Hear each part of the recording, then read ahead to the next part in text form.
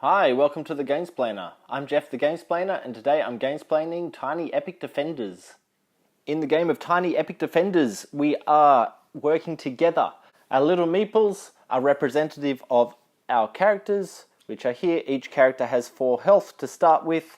The little fire token is representative of the threat level of each area in the Outer Realm, and then there's the capital city. There is a deck of cards that we will work our way through. Once we have move through each of those cards individually, we'll release one more card from this pile into that deck, shuffle it in, and move forward. Once this secondary deck has run out, so they've all managed to get their way into the draw pile, we will then turn over this epic foe. It will be a different epic foe each time you play. There's an icon indicating where the epic foe will turn up. So in this case, that's the coast, which is up in that top corner. That epic foe will then need to be destroyed by sending our meeple out to that particular location and defending against him.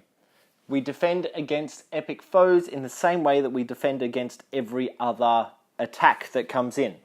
So when we turn a card over, it will most likely look like this. It has 2 of the locations that are around our capital city. We elevate the threat level in each of those 2 locations by 1 when that card comes up. So that is the plains and the ruins. Each get elevated by 1 on their threat level. If one of the meeples was in the area, or one of the areas where the threat level should go up, instead of that threat level going up, the strength of the character in the zone would come down. Once the threat level at an area reaches 4, it doesn't matter if there's a guy there or not, you will take one of the cards out of the spare deck. Each of these decks has a name. It doesn't really matter what they're called, but really quickly, the turn deck, the horde deck, and that deck I just showed you is called the destruction deck. The destruction deck has nothing to do with the game other than to be a back of a card. Once an area is destroyed, the destruction deck gets a card onto it. All that does is covers up the ability of the location, and I'll go over those abilities in a second. And from now on, whenever a card comes out that would attack that location, if there's no meeple there, that will cause the capital to take a hit. So you will continue to move through the deck until a shield comes up. Once a shield comes up, that is showing the color of one of the guys, or one of the characters, and that character will have 3 actions to perform. The list of actions that each meeple can perform is relatively straightforward. For one action, you can move, and that looks like going from one card to a card next to it. Notice coming from the capital, you can either go to the left or the right. If you wish to get out to one of these, that will cost you another point of movement. If you happen to have that epic foe that I was showing you earlier sitting in a location, so I'll just bring another epic foe out. So if the epic foe happened to be here, this character could fight that epic foe. He has 10 points of damage. He has a special thing that will happen on the bottom. I'm not going to worry about that. Each of them's different, so just read the words and that'll tell you what to do. But if I'm in that location, I've got 2 extra actions available to me. I could spend 2 points of health to reduce his health by 2. Once that gets down to 0, we win the game. I could use a point to use the area's ability. So each of the areas has a slightly different ability that will help you out. I'll run through those abilities really quickly. So starting with the capital city, if you find yourself in the capital at the beginning of your turn, you return your health to full health. The desert, it has a passive ability, which isn't actually a great ability. It means it takes 2 action points to move out of the desert. So it's 1 action point in, then another 2 to move out. If you're in the mountains, you can spend an action point to go into the little circle.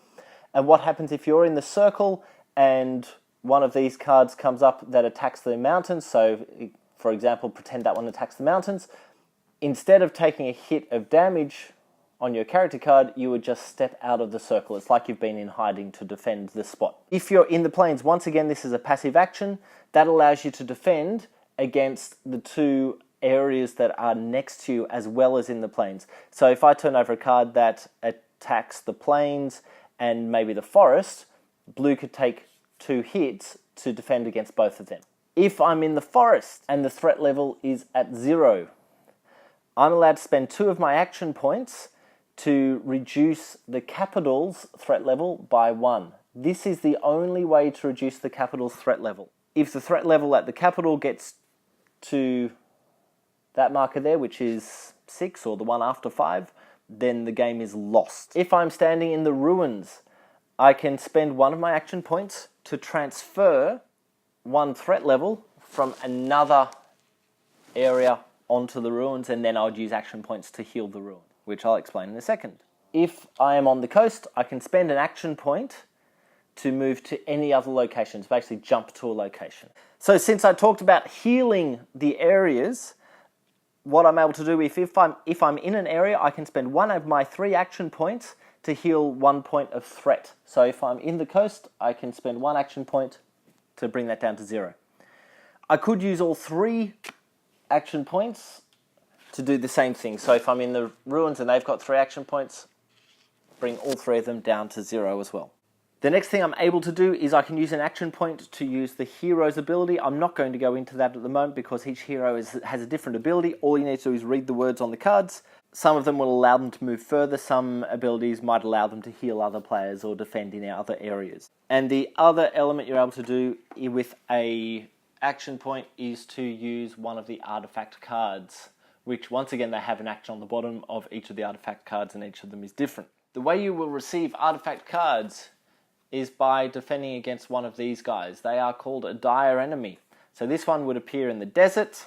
If I have a guy in the desert, when he appears, he will take 2 health off that guy. So yellow would lose 2 health, and he's successful in doing that, which means that he has been defended against.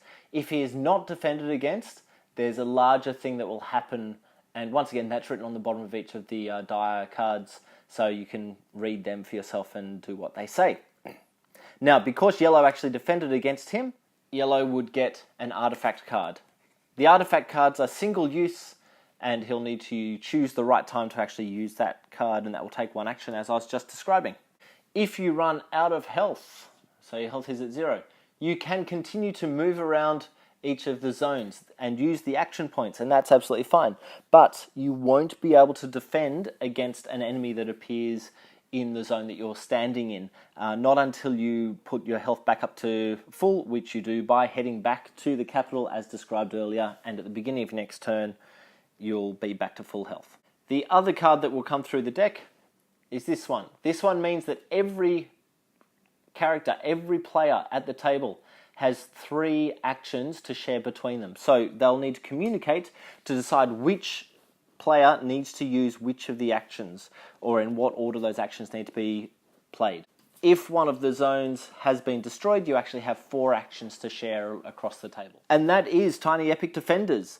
In essence, you need to stop the capital from getting its 6th point of damage, and you need to defeat that guy, the epic foe, in order to win the game.